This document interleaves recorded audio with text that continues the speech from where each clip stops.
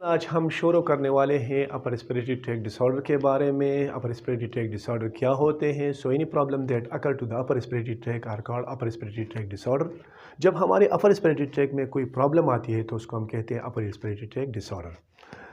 तो जिस तरह कि मैंने आप लोगों को पिछले लेक्चर में बताया था कि हमारे अपर रेस्पिरेटरी ट्रैक में कौन से आर्गन शामिल होते हैं, उसमें हमारी नोज़ है, नोज़ के अंदर नेज़ल कैविटीज़ है और उसके पीछे फेरिंक्स थ्रोट जिसको हम बेबी कह सकते हैं। तो फेरिंक्स और नोज़ नेज़ल कैविटीज़ वगैरह ये आते हैं हमारे अपर रेस्पिरेटरी ट्रैक में, और साथ साथ जो ये हमारे स्कल बोन में साइनसेस होते हैं तो वो भी आते हैं हमारे अपर रेस्पिरेटरी ट्रैक में। तो जब हमारे अपर रेस्पिरेटरी ट्रैक को कोई प्रॉब्लम आती है तो उसको हम कहते हैं अपर रेस्पिरेटरी ट्रैक डिसऑर्डर।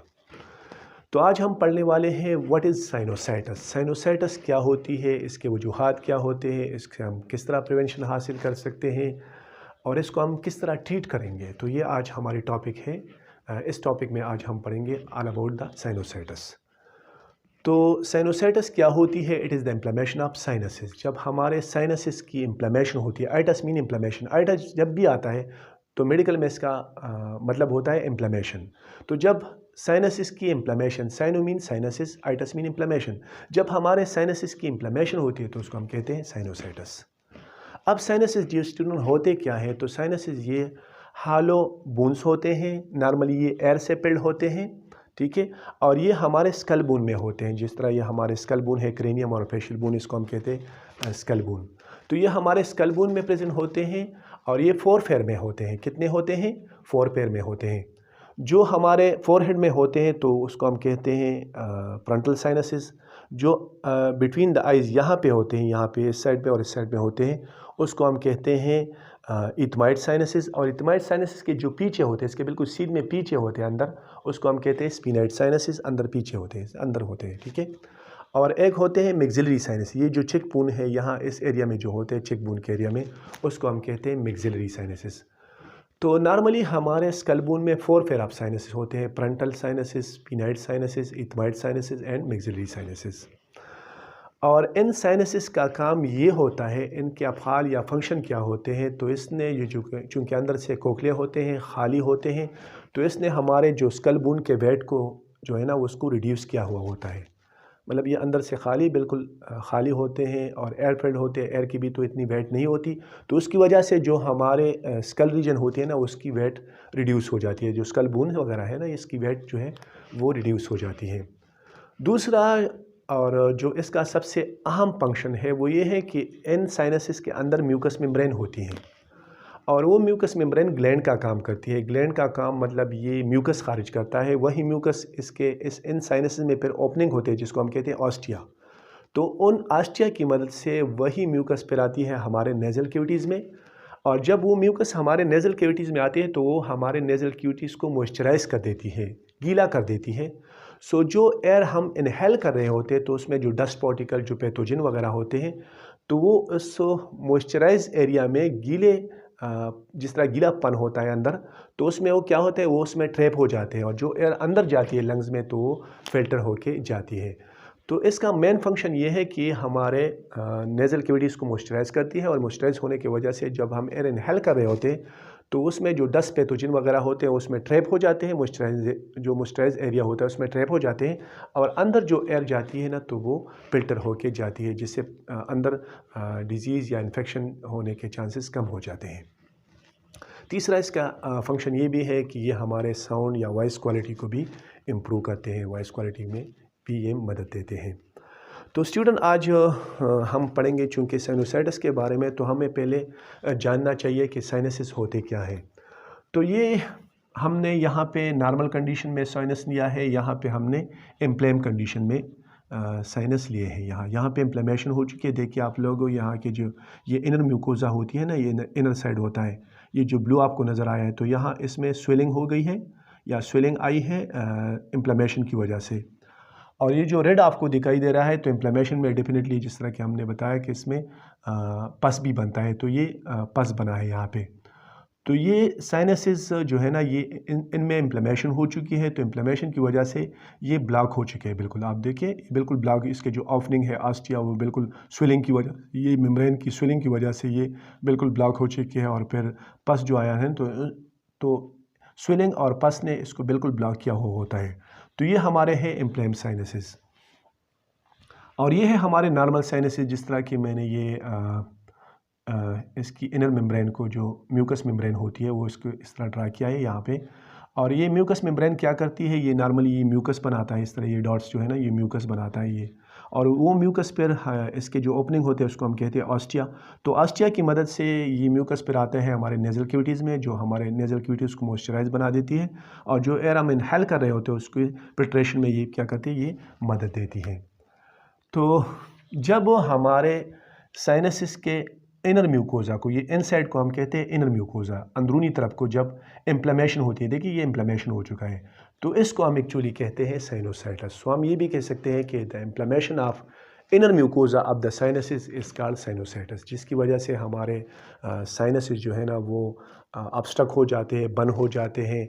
और ये जो म्यूकस वगैरह, ये पस वगैरह जो बनता है यहाँ पे, म्यूकस पस वगैरह बनता है, या जो ये पस यहाँ पे बनता है, तो इसकी वजह से हमें हेड रीजन में हैवीनेस, जिसको हम हेडेक कहते हैं, सर दर्द, और जब हम बेंड होते हैं इस तरह ना, तो वो हैवीनेस और भी ज़्यादा हो जाती है।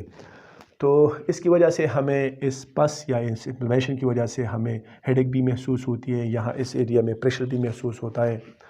और जब इन्फ्लेमेशन हो चुकी है तो डेफिनेटली इन्फ्लेमेशन की एक अलामत ये भी है कि फीवर भी हो सकती है। तो ये है हमारा साइनोसाइटिस। अब जिस तरह हमने बताया कि हमारे साइनसिस पोरफेयर में होते हैं, so human having four pair of sinuses, एक होता है frontal sinuses in forehead region में जो होता है, एक होता है मैक्सिलरी साइनसिस जो बिहाइंड द चिक्स, ये चिक्स बोन है यहाँ पे, इसके पीछे हालो कैविटीज़ होते हैं, उसको हम कहते हैं मैक्सिलरी साइनसिस। एक होते हैं इथमाइड साइनसिस बिटवीन द आइज़, ये जो आइज़ रीजन में है यहाँ पे, उसको हम कहते हैं इथमाइड साइनसिस। और एक होता है स्पिनाइड साइनसिस। तो स्पिनाइड साइनसिस होते हैं डीप बिहाइंड इथमाइड्स। इथमाइड, यहाँ पे इथमाइड साइनसिस है, तो उसके डीप पीछे जो होते हैं ना, इसके पीछे बिल्कुल सीध में होते हैं, उस होते हैं sphenoid sinuses. So we have four pair of sinuses, ठीक है। अब साइनोसाइटिस के टाइप्स कितने होते हैं, तो साइनोसाइटिस के टाइप्स तो एक होता है एक्यूट, एक होता है क्रॉनिक, एक होता है रिकरेंट, एक होता है सब वगैरह। लेकिन यहाँ पे आप आज हम सिर्फ दो किस्म के साइनोसाइटिस पढ़ेंगे, एक है एक्यूट और एक है क्रॉनिक, ठीक है। तो एक्यूट साइनोसाइटिस क्या होता है? एक्यूट साइनोसाइटिस वो साइनोसाइटिस होती है दैट लास्ट अप टू 2 और 4 वीक्स, मतलब वो साइनोसाइटिस जो 2 या 2 से ज़्यादा हफ्तों तक होती है और उसके अंदर अंदर वो ठीक हो जाती है, तो उसको हम कहते हैं एक्यूट साइनोसाइटिस। मीन वो साइनोसाइटिस जो क्विकली रिजॉल्व होता है या जो क्विकली रिकवर होता है, 2 या 4 हफ्तों के अंदर जो साइनोसाइटिस रिकवर हो जाए, उसको हम कहते हैं एक्यूट साइनोसाइटिस। एक होता है क्रॉनिक साइनोसाइटिस। तो क्रॉनिक साइनोसाइटिस क्या होता है? That last up to 12 weeks और लॉन्गर। वो साइनोसाइटिस जो 12 हफ्तों तक या 12 हफ्तों से ज़्यादा का वक्त लेता है, तो उसको हम कहते हैं क्रॉनिक साइनोसाइटिस। और वैसे भी उस डिज़ीज़ को जो ज़्यादा वक्त लेता है उसको हम कहते हैं क्रॉनिक, और वो डिज़ीज़ जो कम वक्त में रिजॉल्व हो जाए, जो जल्दी रिकवर हो जाए, उसको हम कहते हैं एक्यूट डिजीज़ को हम कहते हैं। तो यहाँ पे एक्यूट वो है जो 2-4 हफ्तों के अंदर अगर साइनोसाइटिस ठीक हो जाती है तो उसको हम कहते हैं एक्यूट। और अगर ये 12 हफ्तों या 12 हफ्तों से ज़्यादा टाइम लेती है तो उसको हम फिर कहते हैं क्रॉनिक साइनोसाइटिस। तो यहाँ पे हमने पढ़ा acute and chronic, okay, 2 types हमने पढ़े। इसके काजेज़ क्या हो सकते हैं? तो काजेज़ जो है ना, इसकी मेन काज जो होती है साइनोसाइटिस की, वो वायरस होते हैं। ज़्यादातर जो साइनोसाइटिस काज होती है, जो इन्फेक्शन काज होती है, और इन्फेक्शन की वजह से जो यहाँ पे फिर इन्फ्लेमेशन आती है, तो वो ज़्यादातर वायरस की वजह से होती है। बैक्टीरिया भी इसको काज कर सकते हैं, फंजाई भी इसको काज कर सकते हैं। तो ये मेन 3 रीज़न है जो कि साइनोसाइटिस को काज कर सकते हैं। इसके अलावा एलर्जेंट जो होते हैं, जिन लोगों को एलर्जेंट से एलर्जी होती है, जिन लोगों को जो डस्ट वगैरह है, स्मोक है, कोल्ड वगैरह होती है, तो वो भी इसको काज कर सकते हैं। तो अदर काजेज़ और रिस्क फैक्टर जो होते हैं, अदर काजेज़ या जिसको हम रिस्क फैक्टर कहते हैं, रिस्क फैक्टर वो होते हैं अगर रिस्क फैक्टर होंगे तो इन्फेक्शन की या इन्फ्लेमेशन की सीवियरिटी और भी ज़्यादा हो सकती है, तो उसको हम कहते हैं रिस्क फैक्टर।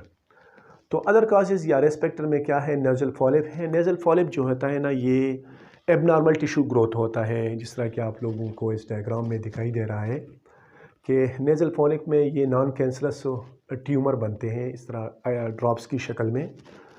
और ये क्या करते हैं? ये हमारे जो नेज़ल कैविटीज़ होते हैं या जो साइनस कैविटीज़ होते हैं वो ये नेज़ल पॉलिप जो है ना ये उसको ऑब्स्ट्रक्ट कर सकते हैं और फिर उसमें इन्फ्लेमेशन के चांसेस जो है ना वो बढ़ सकते हैं। तो नेज़ल पॉलिप होते हैं, एक डीएनएस होता है जिसको हम कहते हैं डिविएटेड नेज़ल सेप्टम। ये जो हमारे नेज़ल कैविटीज़ है इसके दरमियान जो ये सेप्टम है, ये पर्दा है, उसको हम कहते हैं नेज़ल सेप्टम। और ये जब डिविएट हो जाए, मतलब ये डिविएट हो जाए, एक तरफ को जाए ना, इस तरह ये नेज़ल सेप्टम होती है इस तरह नॉर्मल, ठीक है, ये नॉर्मल सेप्टम है, ठीक है। जब ये डिविएट होती है तो डिविएट किस तरह होती है, ये इस तरह, ये डिविएट जब होती है इस तरह, फॉर एग्जांपल ये इस तरह डिविएट हुई है इस तरह ये, तो यहाँ पे जो साइनस के ओपनिंग थे इस तरह, ये साइनस थे ना, साइनस ये, तो यहाँ पे जो ये साइनस के ओपनिंग थे इस तरह ओपनिंग थे, तो इस डीएनएस ने जब ये नेज़ल सेप्टम डिविएट होता है तो उसने इसको ऑब्स्ट्रक्ट किया हुआ होता है इस तरह, ये बंद करते हैं इस ओपनिंग को, ठीक है।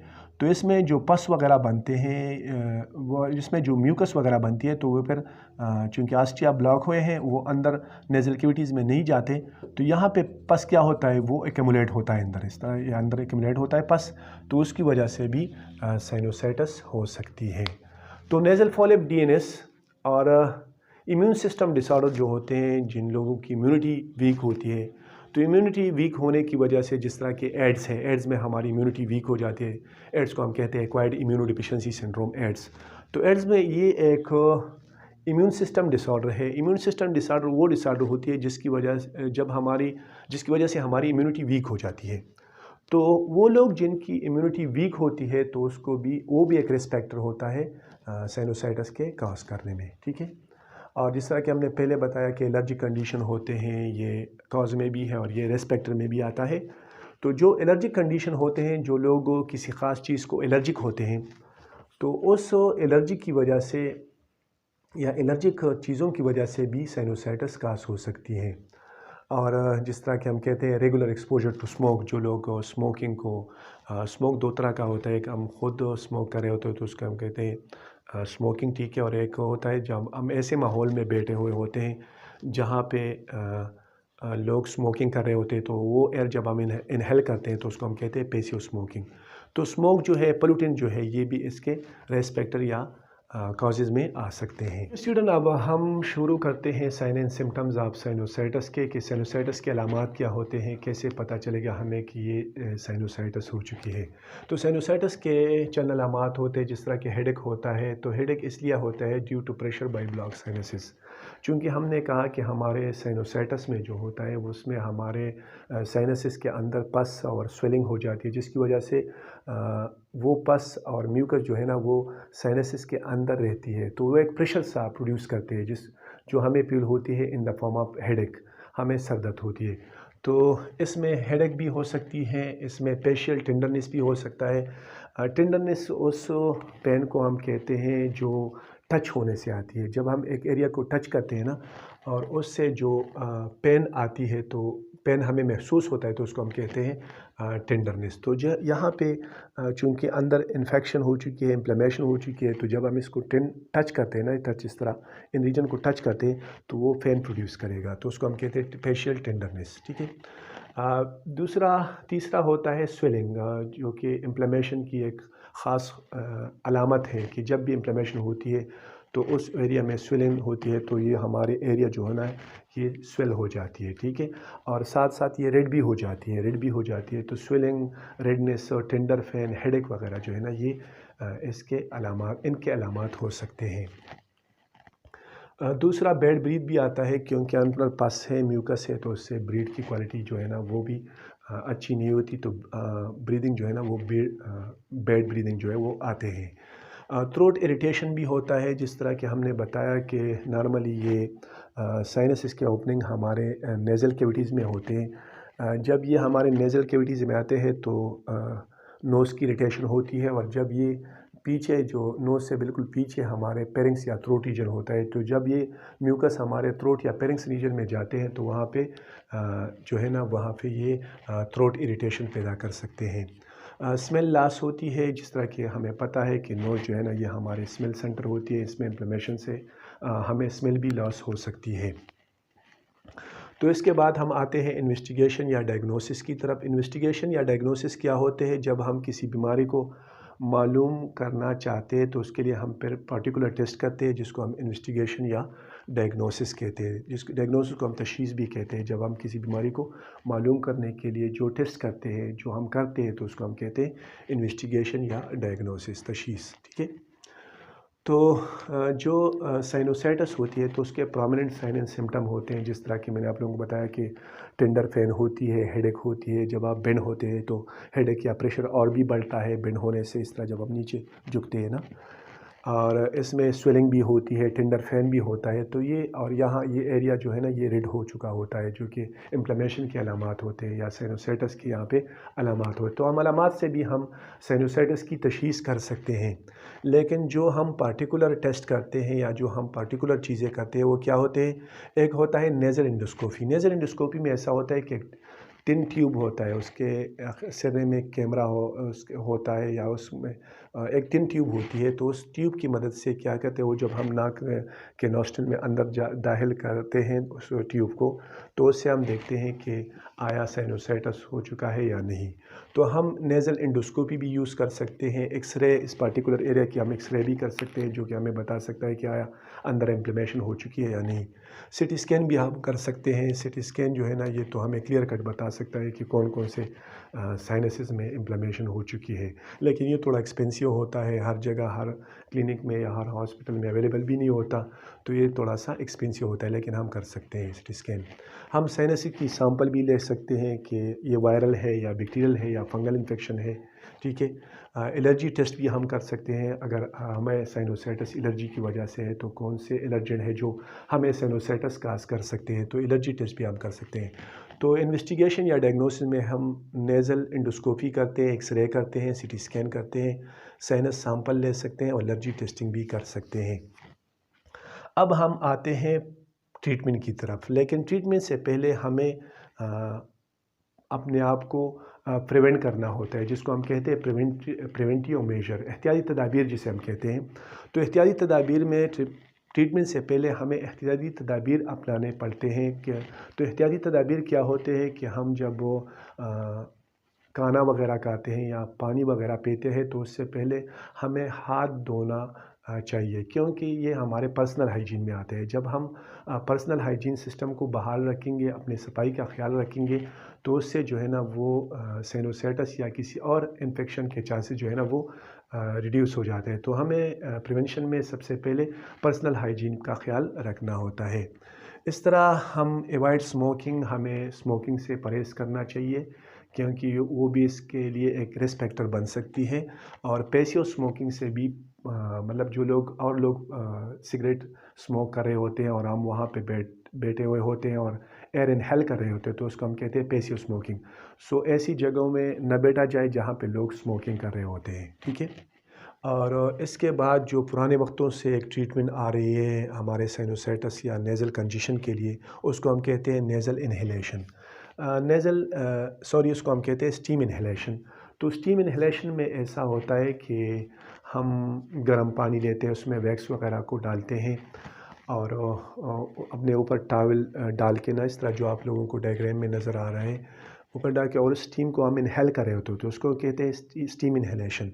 स्टीम इन्हेलेशन से क्या होती है, जो नेज़ल कंजेशन होती है, जो नाक बंद होती है, वो उससे ओपन हो सकती है और जो प्रेशर वगैरह, जो हेडेक वगैरह हम फील कर सकते हैं, वो कम हो सकती है। तो हमें सुबह, दोपहर, शाम के वक्त जो है ना वो स्टीम इन्हेलेशन लेना चाहिए। ठीक है। जो पुराने वक्तों से ये आ रहा है। ठीक है। हमने कहा कि हमारी जो साइनोसाइटिस होती है वो वायरल भी हो सकती है और वो बैक्टीरियल भी हो सकती है और वो फंगस भी हो सकती है। जब साइनोसाइटिस वायरस की वजह से आ जाए तो वायरस में तो एंटीबायोटिक जो है ना वो ज़्यादा काम नहीं करते।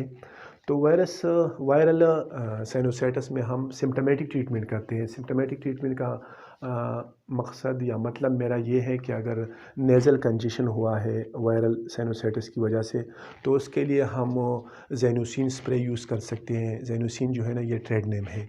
ठीक है। तो हम ज़ैनुसिन स्प्रे यूज़ कर सकते हैं, इस तरह जो कि आपको दिखाई दे रहा है। तो ज़ैनुसिन स्प्रे हम इस तरह यूज़ करेंगे कि 2 स्प्रे करेंगे, 2 स्प्रे इस नॉस्ट्रिल में करते हैं, 2 स्प्रे इस नॉस्ट्रिल में करते हैं। और ये अक्सर हम 8 हार बात करते हैं। तो ये TDS हम करते हैं सुबह दोपहर शाम, 2 स्प्रे इस नॉस्ट्रल में और 2 स्प्रे इस नॉस्ट्रल में करते हैं। तो ज़ैनुसिन स्प्रे से ये होता है कि जो नेज़ल कंजेशन होती है वो ओपन हो जाती है, ठीक है। प्रेशर वगैरह, हेडेक वगैरह जो है ना वो कम हो जाता है। और इसके बाद हम जो कि अगर हमें साइनोसाइटिस बैक्टीरिया की वजह से होती है, तो बैक्टीरिया के लिए फिर हम यूज़ करते हैं एंटीबायोटिक। वो मेडिसिन जो हम बैक्टीरिया के ख़िलाफ़, बैक्टीरिया को किल करने के लिए यूज़ करते हैं, उसको हम कहते हैं एंटीबायोटिक। तो हम मुख्तलिफ़ एंटीबायोटिक ले सकते हैं, जिस तरह के टैबलेट या सीरम फॉर्म में आता है अगमेंटीन। अगमेंटीन में क्या होते हैं, अगमेंटीन तो इसका ट्रेड नेम है, जो इसका जेनरिक नेम है वो है कोएमॉक्सिक्लेव। तो कोएमॉक्सिक्लेव को हम अपर RTI रेस्पिरेटरी ट्रैक में इस्तेमाल कर सकते हैं और बहुत अच्छे फ्रूटफुल इफ़ेक्ट इसके हो सकते हैं। तो हम बड़ों के लिए टैबलेट इस्तेमाल करते हैं, छोटों के लिए हम ज़्यादातर सिरप इस्तेमाल करते हैं। तो अगमेंटीन को जब भी आप लोगों ने इस्तेमाल करना होता है, या कोएमॉक्सिक्लेव को आप लोगों ने जब आया वो सिरप फॉर्म में होते हैं या टैबलेट फॉर्म में होते हैं, ठीक है, तो उसको हम इस्तेमाल करते हैं TDS, सुबह दोपहर और शाम को हम इस्तेमाल कर सकते हैं। अगर हम अगमेंटीन को इस्तेमाल न करना चाहें तो इसकी जगह हम क्लेरिटिक भी एक ऐसी जो ये क्लेरिटिक तो इसका ट्रेड नेम है, इसका जो जेनरिक नेम होता है वो होता है क्लेरिथ्रोमाइसिन। तो हम अगमेंटीन की जगह क्लेरिटिक या क्लेरिथ्रोमाइसिन को भी यूज़ कर सकते हैं, ठीक है, जो कि सिरप और टैबलेट दोनों फॉर्म में आ सकता है। टैबलेट ज़्यादातर 250-500 में भी आ सकते हैं इसके। तो जब हम क्लेरिटिक इस्तेमाल कर रहे होते हैं, ये भी एंटीबायोटिक है बैक्टीरिया के ख़िलाफ़, तो इसको हम BD इस्तेमाल करते हैं, BD, ठीक है, सुबह और शाम को। हम जब भी क्लेरिटिक इस्तेमाल करते हैं तो वो BD इस्तेमाल सुबह शाम को करते हैं। अगमेंटीन जब भी हम इस्तेमाल करते हैं तो सुबह दोपहर शाम को इसके इस्तेमाल करना चाहिए। या इसकी जगह हम टैबलेट एज़िथमा जो आते हैं, एज़िथमा जिसमें एज़िथ्रोमाइसिन होते हैं, तो एज़िथ्रोमाइसिन जो है ना वो भी हम यूज़ कर सकते हैं इसके लिए, ठीक है। एज़िथ्रोमाइसिन को हम BD यूज़ कर सकते हैं सुबह और शाम। ये भी 250 mg इसके टैबलेट आते हैं, 500 mg भी इसके आते हैं टैबलेट, ठीक है। तो जब हम इसको इस्तेमाल कर रहे होते हैं तो वो हम इस्तेमाल करते हैं BD सुबह शाम। तो एंटीबायोटिक में हम अगमेंटीन भी इस्तेमाल कर सकते हैं, क्लेरिटिक भी इस्तेमाल कर सकते हैं, और एज़िथमा जो है ना, जो एज़िथ्रोमाइसिन है, इसको भी इस्तेमाल कर सकते हैं। लेकिन आप लोगों ने इसमें एक इस्तेमाल करना होता है, सारे नहीं। या अगमेंटीन इस्तेमाल करें, या क्लेरिटिक इस्तेमाल करें, या एज़िथमा जो है ना उसको इस्तेमाल करें। तो ये हो गए हमारे साथ एंटीबायोटिक। अब चूँकि एलर्जी की वजह से भी साइनोसाइटिस वाक़या हो सकती है, तो एलर्जी को प्रिवेंट करने के लिए फिर हम इस्तेमाल करते हैं एंटी एलर्जिक ऐसे मेडिसिन होते हैं जो एलर्जी की वजह से जो हिस्टामिन प्रोडक्शन होती है, और वो हिस्टामिन प्रोडक्शन फिर हमारे इन्फ्लेमेशन को काज करती है। तो जब हम हिस्टामिन प्रोडक्शन को ब्लॉक करें एंटी एलर्जिक से, तो हमारे इन्फ्लेमेशन के चांसेस जो है ना वो फिर ख़त्म हो जाते हैं। तो एलर्जिक साइनोसाइटिस के लिए फिर हम एंटी एलर्जिक लेते हैं। तो इसमें जो आपको दिखाई दे रहा है ये सॉफ्टेन जिसमें लोरेथाडीन होते हैं। लोरेथाडीन जो है ये नॉन सेडेटिव होते हैं, तो अगर आप एडल्ट को इसे दे जो ड्राइविंग कर रहे होते हैं तो फिर ये सेडेट नहीं करते। तो ज़्यादातर हम लोग जो है ना जब ड्राइविंग वगैरह कर रहे होते हैं या कोई काम वगैरह कर रहे होते हैं, तो उस वक्त हमें नॉन सेडेटिव एंटी एलर्जिक लेने पड़ते हैं, जो कि सॉफ्टेन वगैरह के नाम से आते हैं। और लोरेथाडीन जिसमें एंटी एलर्जिक में लोरेथाडीन होते हैं, तो वो क्या होते हैं, वो नॉन सेडेटिव होते हैं। तो ज़्यादातर हम एडल्ट के लिए, या वो लोग जो अपने काम में मसरूफ़ होते हैं, या मतलब जो ड्राइविंग कर रहे होते हैं, तो उसको हम फिर देते हैं सॉफ्टेन। तो सॉफ्टेन जो है ना ये 10 mg में आते हैं, और हम सॉफ्टेन, या ये एक एंटी एलर्जिक होता है। एंटी एलर्जिक को जब भी हम यूज़ करते हैं, ज़्यादातर रात के वक्त यूज़ करते हैं, शाम के वक्त इसको यूज़ करते हैं सोने से पहले ना।